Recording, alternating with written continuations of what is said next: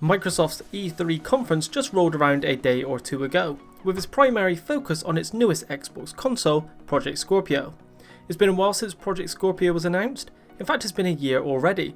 Originally teased as a native 4K Xbox One console at E3 2016, and many were skeptical it could realistically achieve it. Well, we now know Microsoft has made good on that promise. Project Scorpio's official name is now unveiled as the Xbox One X, which from a personal standpoint I'm fairly happy with. I thought they might have named it a lot worse. However, I worry it will get confused easily with the Xbox One S for many consumers because the letters can sound extremely similar. The console launches on November 7th this year for $499 or £449 for those of you in the UK like myself. I see a lot of people disappointed with the price, but honestly its price point for a native 4K console isn't bad at all. An additional $100 over the PS4 Pro is reflected in the power difference, and I think people should be happy with that cost. The Xbox One X is still an Xbox One. Any game that plays on an Xbox One will play on an Xbox One X and vice versa, with no exclusive games for the console. Microsoft have confirmed that any and all current Xbox One accessories will work with it also, which is nice. Aesthetically, the Xbox One X looks pretty close to the Xbox One S, minus some slight differences, and of course the colour difference of being matte black as opposed to white. Microsoft did make a point of saying that this is their smallest Xbox they've ever released, which considering it's also their most powerful is pretty incredible, especially when you compare it to the original massive Xbox One. So what is the Xbox One X housing to run at a native 4K resolution, and how does it compare to the PS4 Pro, its closest competitor? It has 8 custom x86 cores clocked at 2.3 GHz versus the 2.1 GHz 8-core AMD custom Jaguar CPU the Pro has.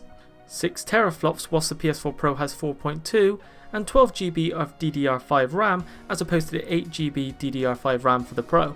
Much like the Xbox One S, the console will have an Ultra Blu-ray drive, and although it's a given, the Xbox One X, as well as playing games in native 4K, makes use of HDR, which the Xbox One S currently supports also.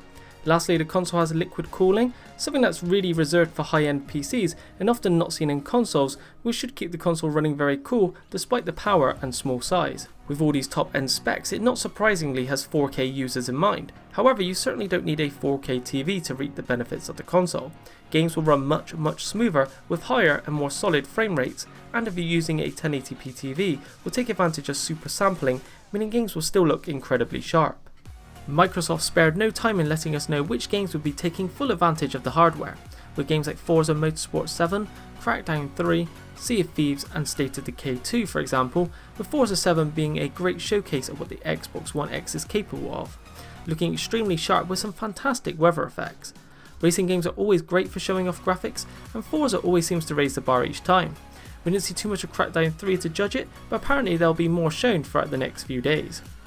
They also showed us multi-platform games that would run in native 4K like Assassin's Creed Origins and Shadow of War in particular, which both from a graphical standpoint looked phenomenal. And finally, certain titles Microsoft have already released will receive Xbox One X enhancements like Gears of War 4, Forza Horizon 3, Killer Instinct, Halo Wars 2 and Minecraft. Third-party devs are also planning to release enhancement updates for games that are already released as well, such as Final Fantasy 15, Ghost Recon Wildlands and Rocket League, which was already expected as devs have done the same with the PS4 Pro. Personally, although I thought the console from a hardware and price point was fantastic, I was a little let down there wasn't a couple of really heavy hitter exclusives with X enhancements that would sell it like crazy, but that's my only negative. Hopefully 2018 will rectify this, but as it stands it's the biggest hurdle facing Microsoft at the moment. That said, Forza 7, Sea of Thieves and Crackdown 3 should hopefully be great. So now the Xbox One X has fully been shown, how are you feeling? I'd love to see your feedback.